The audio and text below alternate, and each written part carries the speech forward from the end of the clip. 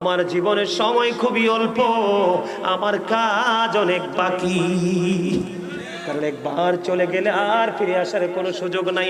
একবার যদি দুই চোখের পাতায় এক হয়ে যায় রে, আর পৃথিবীর কোনো মানুষ তোমার কোনো খবর রাখবে না, তোমার জন্য দোয়া করবে না, তোমার জন্য মাগফিরাত কামনা করবে না, তোমার জন্য কখনো মালিকের দরবারে দুটো হাত তুলবে না। এই পৃথিবীর মানুষ এত বেশি স্বার্থপর বন্ধু। এই জন্য আমি প্রায় সময় বলি, পদ্মা মেঘনা যমুনার তীরে কত ঢেউ চলে যায়, আসে না তো ফিরে। বলেন পদ্মা মেঘনা যমুনার তীরে কত ঢেউ চলে যায়, আসে না তো ফিরে। আমিও চলে যাব এমনি করে, বলেন আমিও চলে যাব এমনি করে, আসবো না কভু ফিরে। বলেন পদ্মা মেঘনা যমুনার তীরে কত ঢেউ চলে যায়, আসে না তো ফিরে।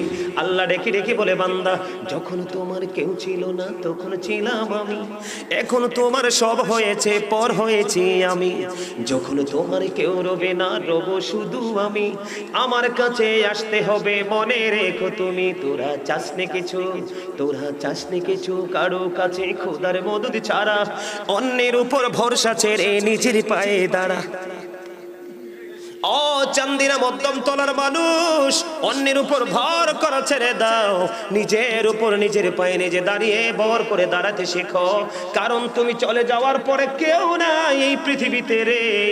এখন বন্ধু, আপন স্বজনের জন্য খাবানো যায় না, আপন স্বজনের জন্য দোয়া করানো যায় না। কিছু মৌলবি বের হয়েছে, বেদাত ফতুয়া দেয়।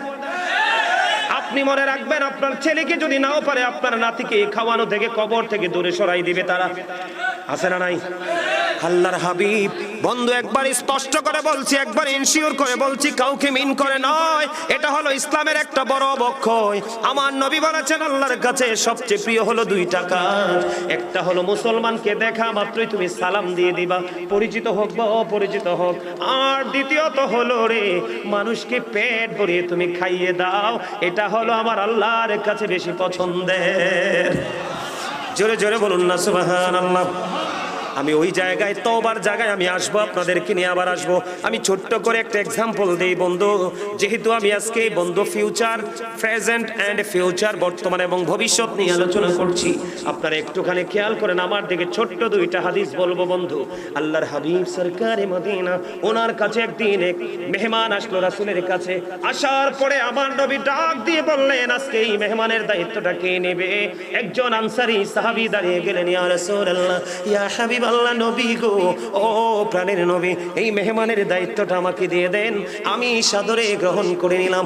আল্লাহর হাবিব সরকারে মদিনা তিনি কি করলেন? ওই আনসারী সাহাবীকে দায়িত্বটা দিয়ে দিলেন।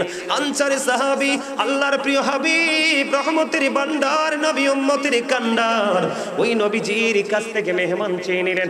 নেওয়ার পরে বাড়িতে চলে গেলেন, গিয়ে বললেন, বিবি, বিবি গো, আজকে বাসায় কোনো খাবার আসেনি। কয় আছে গো স্বামী, আমাদের বাচ্চাটার খাবার। কার খাবার? খেয়াল করবেন গভীর মন দিয়ে বন্ধু, আমাদের বাচ্চাটার খাবার আছে। বিবিকে বললেন ওই আনসারী সাহাবী, বিবি বাচ্চাটাকে তুমি ঘুম পাড়াই দাও। সন্ধ্যা যখন হবে প্রদীপটা নিভিয়ে দিও, প্রদীপ নিভিয়ে দিয়ে তুমি খাইয়ে ঘুম পাড়াই দিও। আমি আমার রাসূলের কাছ থেকে আজকে একজন মেহমান নিয়ে এসেছি, তাকে আপ্যায়ন আজকে আমাকে করতে হবে বন্ধু। যেমন বিবিকে অর্ডার দিলেন, বিবি তেমন ভাবে বন্ধু কাজটা করে নিলেন। কাজটা করার পরে এবার কি করলেন? কাজ যখন শেষ হলো, রাত হয়ে গেল, সকাল যখন হলো, আনসারী সাহাবী নবীজির হুজরা মোবারকের দিকে যায়। আমার নবীজি ওই সাহাবীর চেহারা দেখি শুধু মুস্কি মুস্কি হাসে। সাহাবী দেখি বললেন, ইয়া রাসূলুল্লাহ, ইয়া হাবিবাল্লাহ, নবী গো, ও প্রাণের নবী, আপনার এত সুন্দর মিষ্টি হাসির কারণ কি? এবার আমার নবীজি বললেন, সাহাবারে, তুমি গতকালকে যে আচরণ করেছো ওই মেহমানের সাথে, আমার আল্লাহ তোমার প্রতি সন্তুষ্ট হয়েছে, এই খবর আমি নবী পেয়ে গেছি, সেই জন্য তোমাকে দেখে আমি হেসে দিয়েছি। জোরে জোরে বলেন না সুবহানাল্লাহ। বন্ধুরে আমার, কেন বললাম? আপনাদের আমলটাকে যেন আপনারা টেকসই করতে পারেন, আপনাদের নেকের পাল্লা যেন আপনারা ভারী করতে পারবেন। মানুষকে খাওয়াবেন সওয়াবের কাজ, সালাম দিবেন সওয়াবের কাজ, বিপদে পড়লে কাউকে উদ্ধার করার জন্য যাবেন সওয়াবের কাজ, জানাজায় নামাজ, মানুষ মারা গেলে জানাজায় যাবেন সওয়াবের কাজ, এমনি করে করে বন্ধু মানুষ অসুস্থ হলে দেখতে যাবেন, এটাও সওয়াবের কাজ। এখন একটা কাজ থেকে আমরা বেশি দূরে থাকি। বন্ধুরে আমার, আপনার আমার প্রাণের নবী বলেছেন, কোন অসুস্থ মানুষ যখন একটা মানুষ দেখতে যায়, সে যতক্ষণ না পর্যন্ত তার ঘরে ফিরে না আসে, ততক্ষণ যেন সে জান্নাতি ফল কুড়াইতে থাকলো। জোরে জোরে সুবহানাল্লাহ। বন্ধুরে আমার, আমি আপনাদেরকে আরেকটা মজার খবর দেই। হযরতে আবু হুরায়রা রাদিয়াল্লাহু তাআলা আনহুর জীবনী থেকে। হযরতে আবু হুরায়রা রাদিয়াল্লাহু তাআলা এমন একজন রাবী ছিলেন, অনেক বেশি হাদিস রাসূল থেকে বর্ণনা করেছেন। হযরতে আবু হুরায়রা এমন অবস্থা হয়ে গেল বন্ধু, খাবার খাওয়ার মতো কিছু নেই। তিনি একদিন কি করলেন, পেটের ক্ষুধায় রাস্তায় বের হয়ে আসলেন। যখনই তিনি রাস্তায় বের হয়ে আসলেন, আপনার আমার প্রাণের নবী তার এই দৃশ্য দেখে হাসতেছেন আর আবু হুরায়রাকে ডাকছেন, আমার সঙ্গে আসো। সুবহানাল্লাহ বলেন না? আমার নবীজি বললেন, আমার সঙ্গে আসো। এবার আবু হুরায়রা রাদিয়াল্লাহু তাআলা আনহু আপনার আমার প্রাণের নবীর সঙ্গে সঙ্গে হাঁটতে শুরু করলেন। হাঁটতে হাঁটতে হাঁটতে হাঁটতে হাঁটতে হাঁটতে যাওয়ার পরে নবীজি ওনার গন্তব্যে চলে গেলেন, বাড়ি পৌঁছালেন। যাওয়ার পরে বিবিকে প্রশ্ন করলেন, বিবি গো, ঘরে কোনো খাবারের কোনো কিছু আছে কিনা? ইয়া রাসূলুল্লাহ, ইয়া হাবিবাল্লাহ, ঘরে একটুখানি দুধ আছে, এক পেয়ালা দুধ হাদিয়ে এসেছে। আমার নবীজি যখন এই দুধের খবর পাইলেন, খেয়াল করবেন, আমার নবীজি যখন এই দুধের পেয়ালা পাইলেন, খবর পাইলেন, আবু হুরায়রাকে ডাক দিয়ে বললেন, রে আবু হুরায়রা, তুমি সুফাবাসীদেরকে ডেকে নিয়ে আসো। আবু হুরায়রা মনে মনে চিন্তা করে, ও নবী গো, ও প্রাণের নবী, মনে মনে চিন্তা করতেছে আর বলতেছে, ইয়া রাসূলুল্লাহ, আমার তো পেটে অনেক খিদা, আমি তোকে শেষ করতে পারবো না, আমারই তো হবে না। আপনি বলতেছেন কি করতে? সুফাবাসীদেরকে ডেকে নিয়ে আসতে। ওনার মনের চিন্তা, যা হোক নবীজি বলেছে, সুফাবাসীদেরকে বন্ধু ডেকে নিয়ে আসলেন। আস্তে আস্তে আস্তে আস্তে সুফাবাসীরা আসলো, এক এক করে নবীজি দুধ খাওয়াইতে খাওয়াইতে সর্বশেষে আবু হুরায়রা রাদিয়াল্লাহু তাআলা আনহুকে আপনার আমার প্রাণের নবী বললেন, রে আবু হুরায়রা, তুমি দুধ পান করো। দুধ পান করার কথা যখন বললেন, দুধ পান করার কথা বলার পরে আবার আপনার প্রাণের নবীজি এবার আবু হুরায়রাকে বললেন, খাও। তিনি খাইলেন। নবীজি বললেন, আরো খাও। তিনি খাইলেন। আরো খাও। নবীজি বললেন, আরো খাও। তিনি খাইলেন। খাইতে খাইতে খাইতে খাইতে এত বেশি বক্ষণ করেছে আর পেটের মধ্যেও জায়গা হয় না। জোরে জোরে সুবহানাল্লাহ। আমার কথা আপনারা বুঝতে পারছেন নি? কথা বলেন না কেন? তাহলে নবীজির এই হাদিস থেকে মানুষকে খাওয়ানোর শিক্ষা আছে না নাই? খাওয়ানো জায়েজ না না জায়েজ? বন্ধু, আমি আপনাকে বলি, এগুলো হচ্ছে কিয়ামতের আলামত। পৃথিবী একটা সময়ে সংকুচিত হয়ে যাবে, দ্বীনের শিক্ষা থেকে মানুষ দূরে যাবে, মানুষ একটা পর্যায়ে কোণঠাসা হয়ে যাবে, ইসলাম বিরোধী কর্মকাণ্ড শুরু করে দিবে, আর তখনই মানুষের উপর ঘন ঘন গজব আসতে থাকবে। এটা হলো কিয়ামতের আলামত। এই জন্য আপনি কবরে যাওয়ার আগে সচেতন হতে হবে, আমি কবরে যাওয়ার আগে সচেতন হতে হবে। যোগ্য দক্ষ আলেমদের সাথে যুক্ত থেকে আপনাকে রাস্তাঘাট চিনি আমল করতে হবে, ঠিক কিনা বলেন?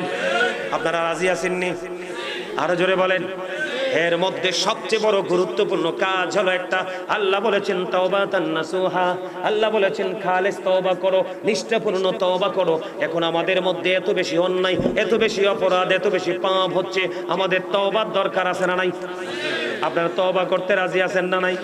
বন্ধুরে আমার, আমি আপনাদেরকে অত্যন্ত গুরুত্ব সহকারে বলবো, আল্লাহর হাবিব কোন হাদিসে এসেছে দৈনিক 70 বার, আবার কোন হাদিসে এসেছে দৈনিক 100 বার আল্লাহর হাবিব তওবা করে আমাদেরকে তওবার ট্রেনিং দিয়েছেন, আমাদের ক্ষমার জন্য ব্যবস্থা করেছেন।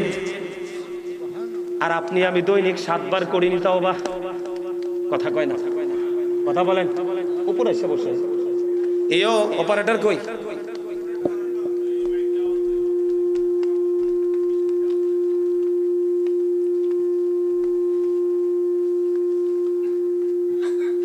কথা বলেন। আপনি আমি দৈনিক 7 বার করিনি। আমার কথা কয় না? আপনারা কি রাত কি বেশি হয়ে গেছে? আমি উঠছি মাত্র 1 ঘন্টা হইছে, মাত্র 1 ঘন্টা। অনেক ওয়াজ বাকি রয়েছে আমার। ও তোমারই তো খুঁজতেছি আমি মনে মনে, আমি কই লোকটা কই। মাশাআল্লাহ, ও গেছিল আমার দাওয়াত দেওয়ার জন্য। আলহামদুলিল্লাহ বলেন আর জোরে, আর একটু মহাব্বতে। জোর তো আসে না। কো খাবারে লবণ না দিলে খাইতে পারবেন? কেন? মজা হবে না? এই তো চমৎকার। খাবারে লবণ না দিলে যেমনি খাবার মজা হয় না, ঠিক তেমনি ভাবে কলিজায় প্রেম না থাকলে আমলও মজা লাগে না। বুঝে নিতে হবে, আপনি আমল করার আগে আমলটা কতটা মজার সেটা আগে জানতে হবে, আর জানতে হলে দরকার ওই আমলের প্রতি আপনার প্রেম।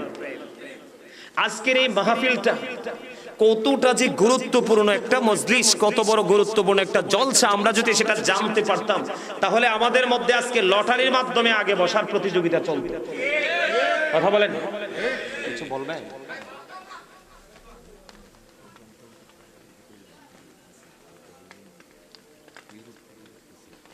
এইখান এই যে লাইটটা চলতেছে না, এইটা থেকে অসংখ্য ইউরোপিয়ান আছে।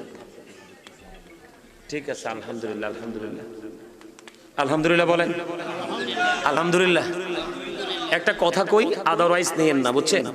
এই যে এতক্ষণ যে মাইকটা একটা ডাক দিল দেখছেন, হ্যাঁ, এই সাউন্ডটা আপনার আমার কাছে একটু বিরক্তিকর না? কিন্তু আমি বলার পরে এই ছেলেটা এটাকে কন্ট্রোলিং এ আনার জন্য সে আসছে, তার আগে কিন্তু আসে নাই। খেয়াল করছেন আপনারা? আমি আপনাদেরকে এক্সাম্পল দিচ্ছি, একদম প্র্যাকটিক্যাল, যেটা আপনাদের চোখের সামনে। এই কারণে এক্সাম্পলটা দিচ্ছি, ঠিক এই জায়গাটাতে বিবেকটা যেমন কাজ করেনি, একটু স্লো কাজ করেছে। কথা বুঝেন আবার? এই জায়গাটাতে বিবেকটা একটু স্লো কাজ করেছে।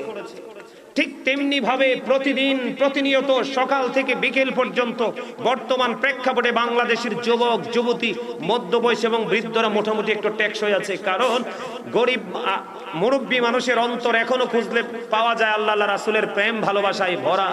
আর বর্তমান প্রজন্মের ম্যাক্সিমাম যুবক যুবতীর অন্তর হিংসা, নোংরামি আর আত্মগরিমায় ভরা। কথা বলেন না কেন? ভুল বলছি? বিবেক হলো আল্লাহর দেওয়া একটা নূর। বিবেক নামক নূর আল্লাহ রাব্বুল আলামিন যাকে দিয়েছে, সেই নূরের ছোঁয়ায় তার সমাজ থেকে, তার ফ্যামিলি থেকে, তার দেশ থেকে সে অন্ধকার নামক অভিশপ্ত জিনিসকে চিরতরে সে বিদায় দিতে পেরেছে। যার বিবেক নাই তার কাছে কিছুই আছে? কথা বলেন আছে? তো এই জন্য বলছি আজকের এই মাহফিল, আমার দিকে তাকান, আজকের এই মাহফিল থেকে শিক্ষা নিবে সেন্স এবিলিটি সম্পন্ন পারসন যারা, তারা যারা সেন্সলেস পারসন, তাদের জন্য এখানে কোনো কি নাই, কোন ধরনের শিক্ষা, কোন ধরনের আদেশ উপদেশ নাই। কারণ বিবেকহীন যারা, তাদের মতো কপাল পোড়া দুনিয়া আখিরাতে আর কেউই নেই। কথা বুঝেন আমার?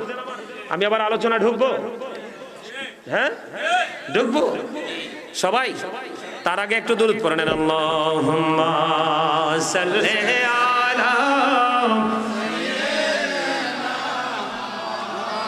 মাশাআল্লাহ মুহাম্মাদ ওয়া আলা আলি সাইয়্যিদিনা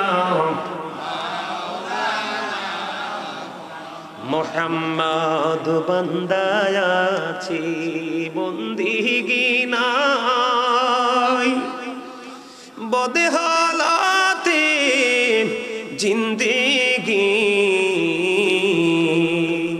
গুনাই গুনাই জীবন গেল, আখিরাতের উপায় কি?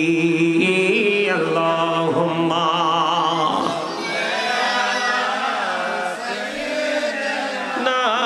মাওলানা মুহাম্মদ ওয়া আলা আলি সাইয়্যিদিনা মাওলানা মুহাম্মদ। কাফনের কাপড় পড়তে হবে, পরনের কাপড় থাকবে না। ধনী বলো গরিব বলো, আজরাইল কাউকে ছাড়বে না। আল্লাহুম্মা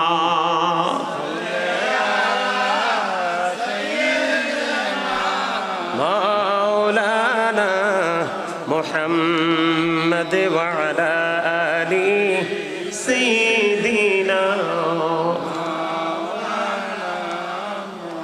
মোহাম্মদ মাটির নিচে বাড়ি মোদের,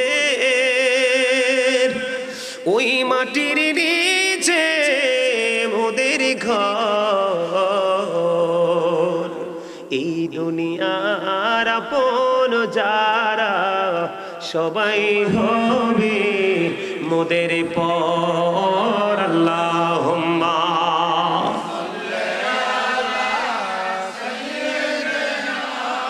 مولانا محمد وعلى آله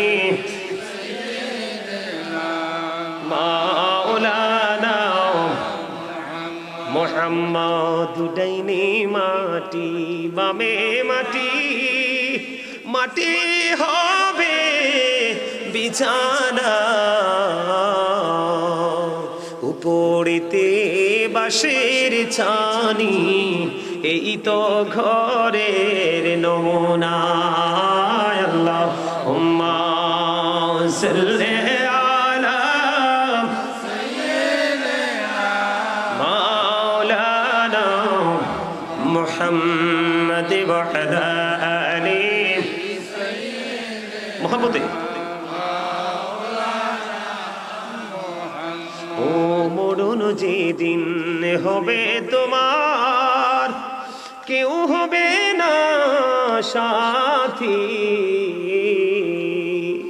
আধার ঘরে থাকতে হবে, কেউ দিবে না বাতি। আল্লাহুম্মা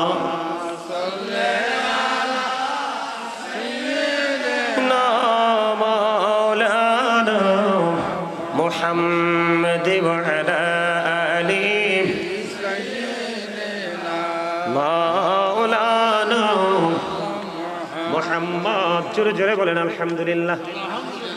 আমি দরুদ পড়েছি, এত সুন্দর করে দরুদ পড়ার পরে আপনারা অনেকেরই দেখি জবানটা বন্ধ। হায়রে আফসোস, হায়রে কপাল পোড়া মানুষ, কত কঠিন হয়েছে তোমরা, কত পাথর হয়েছে তোমাদের হৃদয়। তোমরা যদি জানতে নবীর দরুদে কত প্রেম রয়েছে, কত মধু রয়েছে নবীর প্রেমের দরুদে, তাহলে ফরজ ওয়াজিবের পাশাপাশি সারা দিন তুমি নবীর দরুদ পড়তা। আল্লাহর হাবিব জানিয়ে দিয়েছে, হাদিস শরীফের মধ্যে এসেছে, কেউ যদি রাসূলকে ভালোবেসে মাত্র জুম্মার দিনে যদি 80 বার দরুদ পড়তে পারে রে, আমার আল্লাহ খুশি হয়ে তার হাবিবের প্রেমে 80 বছরের সগীরা গুনাহ আমার আল্লাহ মাফ করে দেয়। বন্ধু শুধু এখানে একান্ত নয় রে, আপনার আমার প্রাণে নবী আরো বড় মজার খবর দিয়েছে। হাদিসের রাবি হলেন হযরত আনাস রাদিয়াল্লাহু তাআলা আনহু। হাদিসের গ্রন্থের নাম হলো বন্ধু দাইলামি শরীফ। দাইলামি শরীফের মধ্যে এসেছে, আপনার আমার প্রাণে নবী তিনি জানিয়ে দিয়েছেন, পৃথিবীর আমার উম্মত কেউ যদি প্রাণের নবীকে ভালোবাসিয়া প্রতিদিন যদি মাত্র 1000 বার যদি কেউ দুরূদ পড়তে পারে রে, হোক যুবতী বা হোক যুবক, হোক বৃদ্ধ বা বৃদ্ধা, যেই কন্ডিশনের মানুষে হও না কেন, কেউ যদি নবীকে মহব্বত করে প্রতিদিন 1000 বার দুরূদ পড়তে পারো, নবীজি বলেছে জান্নাত না দেখা পর্যন্ত তার মরণ হবে না। আমার নবী আরো বলেছে, পৃথিবীর বুকে যে যত বেশি আমি নবীকে ভালোবেসে দরুদ পড়বে রে, তত বেশি হাসরের দিন সে তত বেশি আমার কাছে থাকবে। নবীর কাছে থাকলে উম্মতের কোনো ডর আসেনি? আরো জোরে বলেন না। নবী আপনাকে আমাকে শাফায়াত করবে বিশ্বাস করেননি? কথা বলেন। নবী যে সুপারিশ করতে পারে এটা আপনারা জানেননি, এটা আপনারা বিশ্বাস করেননি। আমাদের দেশে কিন্তু দিন দিন অবিশ্বাসের সংখ্যাও বেড়ে যাচ্ছে, নবী নাকি আমাদের মতো। আল্লাহর হাবিব বলেছেন, ক্বালা আইয়ুকুম মিসলি, তোমরা কে আছো আমার মতো? কেউ হাত তুলতে পারেনি, কারণ নবীর মতো কেউ হতে পারে না। তিনি বেনজির ও বেমিসাল, যিনি সকল নবীদেরও নবী, যেই নবীটা আপনার আমার সকলের প্রাণের নবী। ঠিক কিনা বলেন? নবী, এই নবীজির কথাগুলো বিশ্বাস করেন কি করেন না? সত্য বলে মনে হয় তো? যদি সত্য বলে মনে করেন, আমার হাত জোর করে আপনাদের কাছে অনুরোধ থাকবে, আগামী দিন থেকে নিজের জীবনের যে চলার পথ, নবীজির যে নিজের যে চিন্তা করার ধারা, নবীজির যে পথ চলার যে রাস্তা, সবগুলোকে একটু পরিবর্তন করবেন। তাহলেই আজকের মাহফিল হবে আপনার জন্য ভবিষ্যতে বড় নিয়ামত। কথা বলেন না কেন?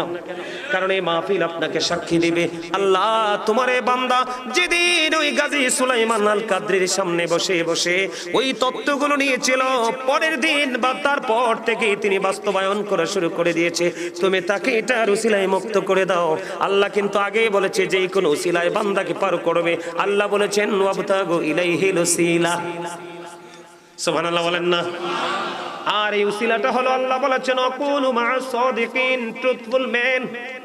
এটা হতে পারে হক্কানি আলেম, হতে পারে হক্কানি আল্লাহর ওলি। আপনি যাকে ভালোবাসবেন সেই হবে আপনার উসিলা। তার সাথে প্রেম করে আল্লাহ পাওয়ার প্রত্যেকটা উসিলা আপনি খুঁজে বের করবেন। জোরে জোরে কন্যা আমিন। বন্ধুরে আমার, এলোমেলো কথা আর অন্যদিকে যেতে চাই না, আপনারা মনটা দিয়ে শুনবেন। বিরক্তকর সময় আমি নেব না, যতক্ষণ আলোচনা শুনবেন ততক্ষণই আমি আপনাদেরকে শোনাবো। আল্লাহ রাব্বুল আলামিন বলেছেন তোমরা তওবা করো, করলেই তোমরা সফল হয়ে যাবে। আল্লাহ বলেছেন তাওবাতান নাসুহা, তোমরা খালেস নিয়তে নিষ্ঠাপূর্ণভাবে তওবা করো। এই তওবা তোমাদেরকে বড় নেয়ামতের দিকে নিয়ে যাবে। বন্ধু, এতটাই নেয়ামতের দিকে নিয়ে যাবে, আমি আজকে আপনাদেরকে বলি আল্লাহি ওয়াল্লাহি ওয়াল্লাহি, আল্লাহর কসম করে বলছি, আজকের জান্নাতের বাগানকে সাক্ষী করে হাদিস শরীফটা আমি বন্ধু একাধিকবার আজকেও দেখে এসেছি বন্ধু, মাগরিবের পরে দেখেছি।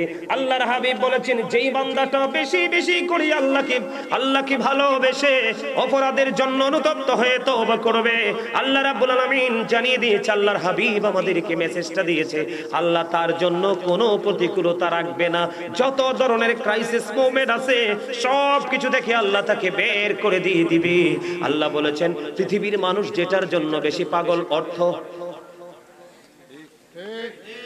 আপনারা যে আমার সামনে আসেন ঠিক বলে একটু জানাই দেন, এখানে লাইভে অনেক মানুষ, ইউরোপ থেকে মানুষ দেখতেছে, আসেননি আপনারা? জোরে বলেন ঠিক যে, আরো জোরে বলেন। পৃথিবীর মানুষ যেটার জন্য বেশি পাগল, টাকা, অর্থ, দৌলত। আল্লাহর নবী বলেছে আমার উম্মতেরা হৃদয় খুলে শুনো, বেশি বেশি করে তওবা করো, বেশি বেশি করে তওবা